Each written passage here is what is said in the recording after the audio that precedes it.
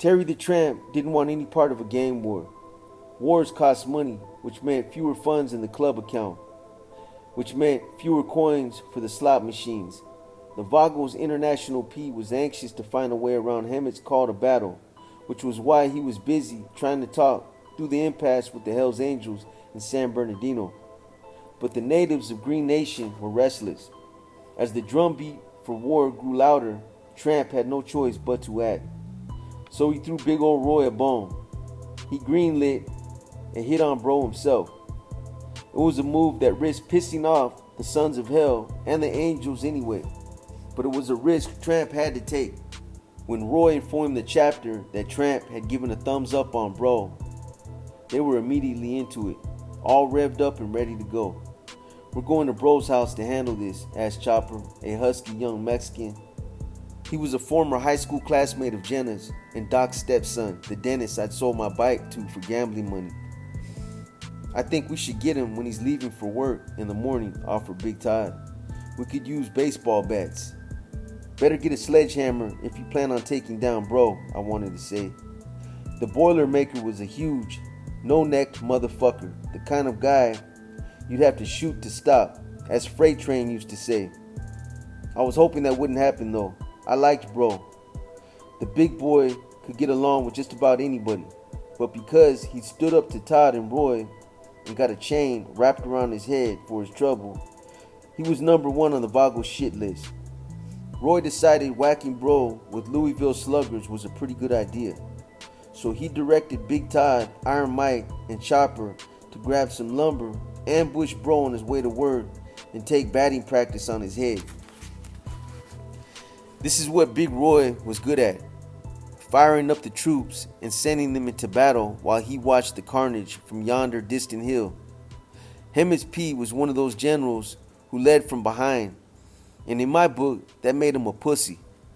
But it also made him smart enough to understand the danger of leading a charge where laws were being broken. Club officers were prime targets for the feds, who saw cutting off the heads of leadership as an effective way to cripple outlaw gangs like the Vagos.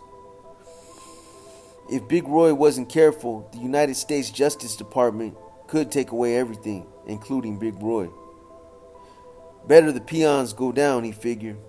But at the end of the day, as was usually the case, nothing happened. The hit squad hung around Bro's house a few times, but always returned dragging their baseball bats, claiming their targets never showed up or they never could find them. So as the summer months waned, Bro was still out there flying the Sons of Hell's colors, and it was driving Roy to distraction. Bro was an itch he just couldn't scratch. Big Roy wanted to go after the Sons of Hell, and Tramp had run out of time to broker a deal.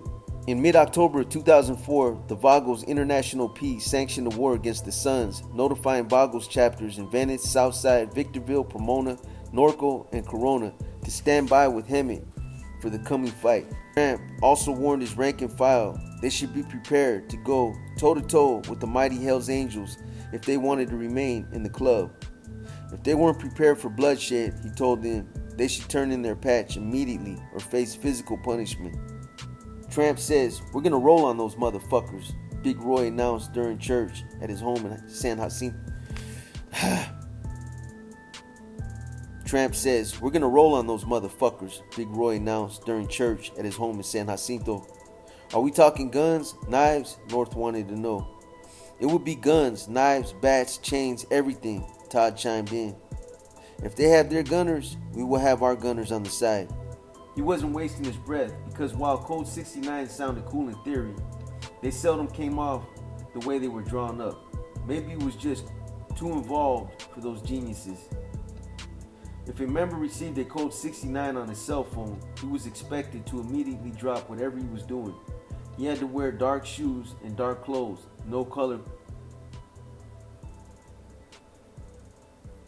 He had to wear dark shoes and dark clothes, no club colors, and pack an extra shirt and Levi's jeans in case one pair got bloody and had to be tossed. Gloves would be required, either rubber or the cotton gardening variety.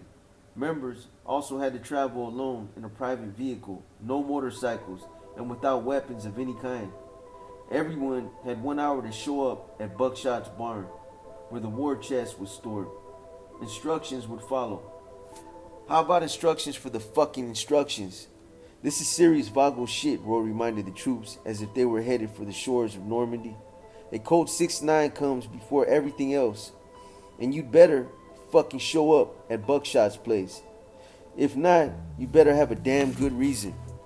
A discussion followed on which chapter members would be slingers and shooters. The slingers would fight. The shooters would carry iron. I was designated a shooter because I owned a gun.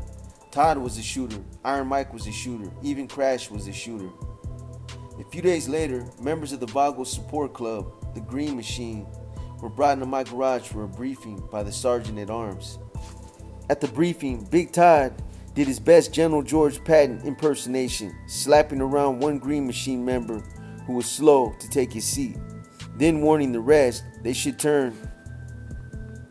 At the briefing, Big Todd did his best General George Patton impersonation, slapping around one Green Machine member who was slow to take his seat, then warning the rest they should just turn in their patches if they weren't prepared to face the vaunted red and white. One of the Green Machine members in attendance that night was Crusher, the sergeant detective from the Cathedral City PD, who had been tasked with running background checks on the Vago's prospects. At that point, Crusher was on borrowed time, the subject of an internal affairs investigation probing his relationship with the Vagos. So far, the man had managed to stick around longer than I would have liked, but John Carr assured me Crusher had one foot out the door and the other one on axle grease. I won't get into details of how the ATF nailed that dirty cop.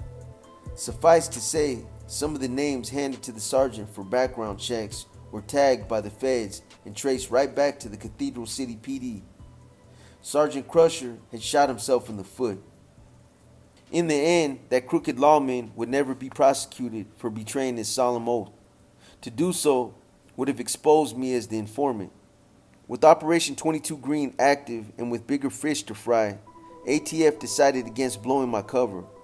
Not unlike the situation with Quick Draw, Sergeant Crusher would eventually be squeezed like a pimple on the ass of a law enforcement and wiped from the Cathedral City PD. October slid into November, and still all was quiet on the Western Front. At that point, it was trench warfare, with all of us hunkered down in our holes on either side of no man's land.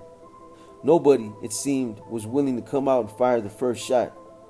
Leave it to Rhino, that mullet-headed man-mountain from San Bernardino, to toss the boys over the top and into the fray. The International Sergeant at Arms instructed the Hemet chapter to begin surveillance on the Sons of Hell, gathering members' addresses so the Vagos could pick them off one by one. Big Todd was handed the assignment, but he didn't waste much gas in the effort. All he came up with was one fucking address.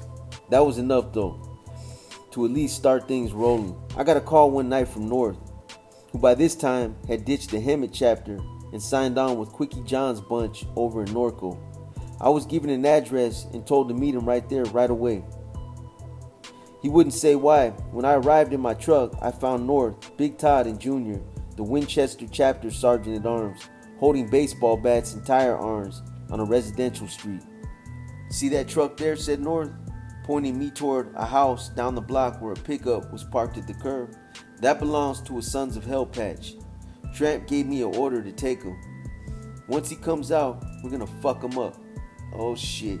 These idiots were going to ambush that poor bastard, maybe even kill him, and I didn't know what the hell to do. It was one of those no-win scenarios John Carr had warned me about. I couldn't leave, but I couldn't get involved either. And to try and convince those guys not to beat their intended target would be futile and suspicious. No, man. All I could do was stick around and hope for the best. Within minutes of my arrival, Chopper, Sparks, JB, and Iron Mike showed up carrying bats and metal pipes. But Mike also carried something more worrisome, a .45 caliber semi-automatic tucked under his belt. It wasn't exactly shaping up to be a fair fight, but then again, nobody ever accused an outlaw of fighting by the rules. Less than an hour later, the Sons of Hell member left his house and climbed into his truck. "Handle it," Big Todd commanded Iron Mike.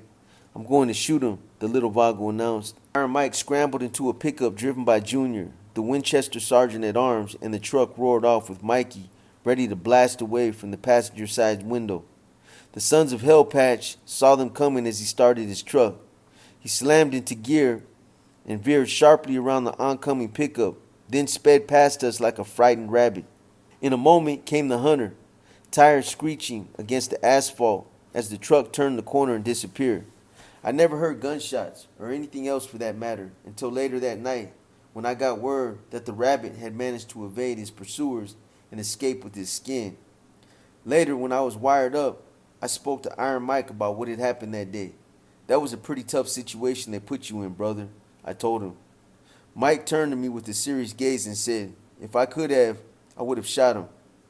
And I have no doubt that little Chicano spoke the truth.